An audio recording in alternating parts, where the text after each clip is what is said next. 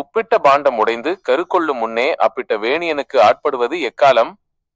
சேவை புரிந்து சிவரூப காட்சி கண்டு பாவைதனை கழித்து பயனடைவது எக்காலம்? இந்த வரிகள் மனித உடலின் நிலையாமை குறித்தும் ஆன்மாவின் விடுதலை முத்தி குறித்தும் பேசுகின்றன. எக்காலம் என்ற சொல்லாடல் நான் எப்போது இந்த நிலையை அடைவேன் என்ற சித்தராரின் ஏக்கத்தை குறிக்கிறது.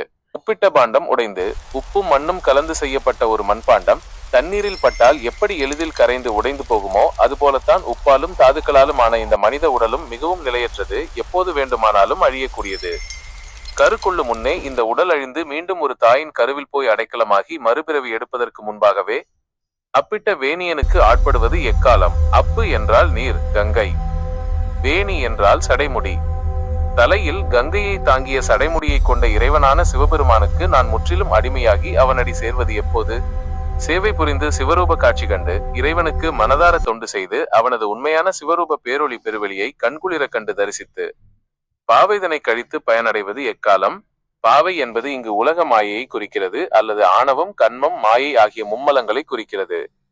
இந்த உலக பற்றுகளையும் மாயைகளையும் முற்றிலும் ஒழித்து கட்டிவிட்டு மனித பிறவியின் உண்மையான பயனாகிய பேரின்ப நிலையை, முத்தியை நான் எப்போது அடைவேன்?